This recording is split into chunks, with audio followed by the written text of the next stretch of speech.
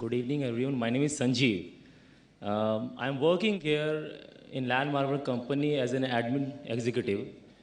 I got a few questions, but I'll ask only two questions regarding this Islam. First question is, do Islam believe in rebirth?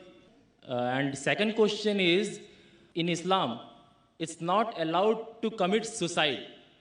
But many people that in Pakistan, in Arabic countries, they are blowing themselves up and they are killing many people. So who are the peoples they are motivating them? Whether they are really following the Islam or who is motivating them? That is my question, sir. The brother has two questions. The first question, does Islam believe in rebirth? And the second question, that is suicide prohibited in Islam? How come people in Pakistan, other part of the world, they're blowing up themselves and killing themselves? The two questions. As far as the first question is concerned, that does Islam believe in rebirth? If you ask only in rebirth, yes, Islam believes in rebirth. What we believe? That the human beings come to this world once. The Quran says that we give you life and you come on this earth. Then we cause you to die and then we resurrect you again in the next life. This is exactly what is mentioned in the Vedas. If you read Rig Veda, book number 10, it speaks about Punar Janam. Punar means next, Janam means life. So the Ved speaks about Punar Janam, about the next life. But unfortunately, most of the Hindus, they misunderstand the meaning of Punar Janam. Punar means next, Janam means life. We believe in the next life. You say Punar Janam, you say rebirth, we have no problem. But most of the Hindus, they believe in a philosophy known as samsara.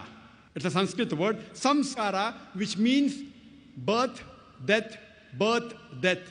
A cycle of reincarnation, a cycle of birth, death, birth, death, birth, death. This cycle of birth, death, or samsara or reincarnation is nowhere to be found in the Vedas. What they quote is a verse of Bhagavad Gita, chapter number 2, verse number 22, which says that like a human being takes off the old clothes and puts on new clothes, same way the soul throws away the old body and puts on the new body. As far as this is concerned, I've got no objection with the Bhagavad Gita. It's further mentioned even in the Upanishads that like a caterpillar walks up a grass of blade, it jumps onto the new grass, I've got no problem. Now, as far as the scriptures are concerned, if you take the literal meaning of the Ved, which does not speak about the cycle of birth, death, but only speaks about Punarjanam, next life, Islam speaks the same. But most of the scholars of Hinduism, they could not understand that how can a human being be born with some congenital defect? How can he be born as a handicap? Some are born healthy, some are born handicapped, some are born in rich family, some are born in poor family. So they thought this was injustice. So how could God be unjust? Therefore they propounded the theory of samsara, which is nowhere to be found in the Vedas. The Vedas are considered as the highest Hindu scriptures.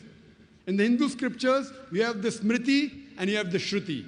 Smriti means scripture written by the human beings, and Shruti are the Vedas and Upanishads considered to be the word of God. Now, because they could not justify why some people are born in rich families, some in poor families, some are born healthy, some with congenital defect, they propounded this theory of samsara. As far as Islam is concerned, Allah says in the Quran, in Surah Mulk, chapter number 67, verse number 2, Allazi khalaqal mauta wal hayata. It's Allah who has created death and life to test which of you is good in deeds. This life you're leading is a test for the hereafter. And we believe that every child is born sinless, is born masoom. Irrespective whether he is born handicapped or healthy, whether rich family, poor family, all these things are a test for the human beings. As Allah says in the Quran, in Surah Baqarah, chapter number 2, and Surah Anfal, chapter number 8, verse number 28, it says that surely we will test you with fear and hunger, with loss of life, and loss of what you have earned. It's mentioned in Surah Anfal chapter number 8, verse number 28, that your children and your wives are a test for you.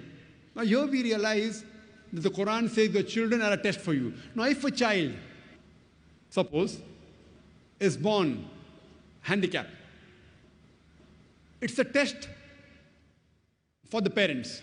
The parents may be very good, they may be pious, maybe Allah wants to test them more. After giving them a child which is handicapped, yet do they have faith in Allah or not?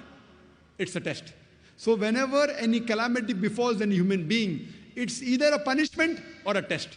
Whenever any good thing happens in your life, it's either a reward or it's a test.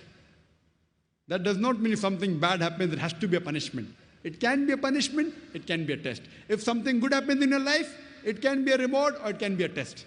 So here, Almighty God is testing the parents that do they have faith in Almighty God. So if a handicapped child is born, the parent may be an average Muslim, and if he says, oh, why? My child only has to be born handicapped. Why my child has to be born with a congenital heart disease? Allah is testing them. The people who are good Muslims, they'll say, Allah has destined, no problem, yet we thank Allah subhanahu wa ta'ala. And more difficult the test, more higher is the reward. To pass a simple graduation of BA is easy. But to pass MBBS is difficult. The moment you pass MBBS, in front of a name you get doctor, DR full stop. Higher status. Examination is difficult, the honor is more. So Almighty God tests different people different way. The child that is born, what the Hindus said, the Hindu scholars, in his previous janam, in his previous birth, he did a sin, therefore he was born handicapped. They didn't have any other justification. If you do good deeds, then you are born healthy. So what the Hindu scholars, they propounded, that every living creature, it keeps on changing. According to them, the universal brotherhood in Hinduism is, all living creatures are your brothers. So sometimes you are born as an animal, sometimes as a bird, sometimes as a rat, sometimes as a cockroach, sometimes as a human being. And the human being is the highest level. And you're born as a human being 7 times. So they came with this philosophy because they could not justify why a child is born rich or poor, handicapped or healthy. Similarly, for a person who's born poor, it's a test for him. For the rich people, he has to give zakat. Every rich person who has a saving of more than a nisab level, 85 grams of gold, he or she should give 2.5% of that saving every lunar year in charity. For the poor person, for him, he gets full marks in zakat. He's poor, so he has to give no zakat, 100 out of 100. But we say, arey garib aadmi, poor man. Poor man. Poor man, he has got 100 out of 100 in zakat. The rich man, if he gives proper zakat, he may get 100 out of 100. He says, okay, fine, I have got so much wealth, this part is exempted from zakat. He may give 50% of zakat. So he'll get negative points. He may not give zakat at all. So imagine, suppose there's a questioner. There's a question in a question paper which is very easy. Should you be happy or sad? So when a person is born poor, actually in zakat, he gets 100 out of 100. Therefore, beloved Prophet said, it's easier for a poor man to go to Jannah than a rich man. But we say, garib aadmi hai, poor man. How sad. Not sad. 100 out of 100 in zakat. For the rich man, he has to give charity, he has to give zakat, he has to give donation, he'll be accountable for his wealth. So what in Islam, we are born in this world once, and once is sufficient. Once we die, we are resurrected on the day of judgment. You want to call it rebirth, I've got no problem. You want to call it punarjanam, I've got no problem. We say life after death. But surely, if I agree with you for sake of argument, what the Hindu scholars propound, that sometime you're born as animal, sometime bird, sometime human being. I want to ask you the question, brother. In this world, as every year is passing on, is the population of the human beings increasing or decreasing, brother? Increasing or decreasing? Increasing. Very good. Is the sin in the world increasing or decreasing? I can't hear you. Increasing or decreasing? Increasing, sir. Sorry? Increasing. Increasing. Human beings are increasing and even sin is increasing. If I agree with the philosophy of Hindu scholars, more the sin increases, the population of human beings should decrease. So therefore, I believe in going to the higher scriptures, Vedas. When I talk, which I had given the talk earlier in Chennai, during the first peace conference, that was in 2004, similarities between Islam and Hinduism. And there, I showed and compared that even in Vedas it speaks about one God, no idol worship, and everything. So what is common between the scriptures we follow? So this, the cycle of samsara, birth, death, is nowhere to be found in the Vedas. It's the philosophy of the Hindu scholars to justify, because they could not justify why human beings are born poor or healthy, which I've given you the answer in Islam. As far as the second question is concerned, that is suicide haram in Islam, is it prohibited?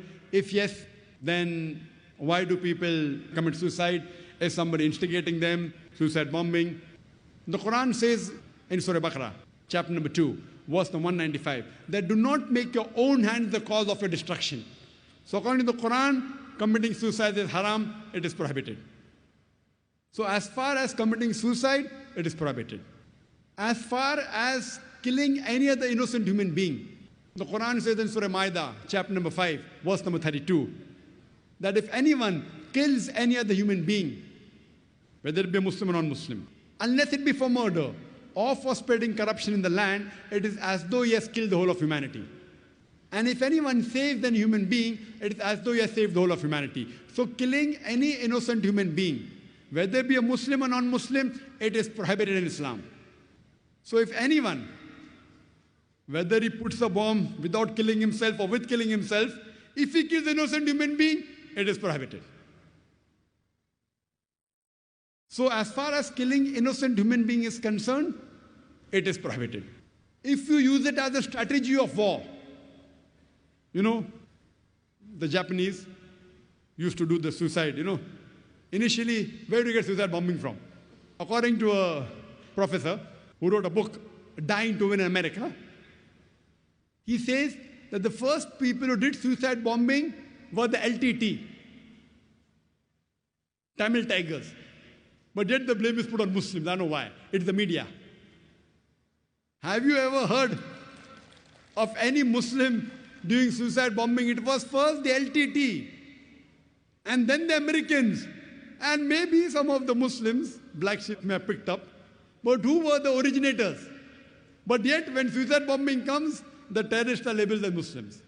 In Chennai a few years back, I'd also given a talk on terrorism and jihad, an Islamic perspective, where I've described in detail about this answer of suicide bombing as far as Islamic perspective is concerned. But killing innocent human being and committing suicide is haram. Hope that answers the question, brother.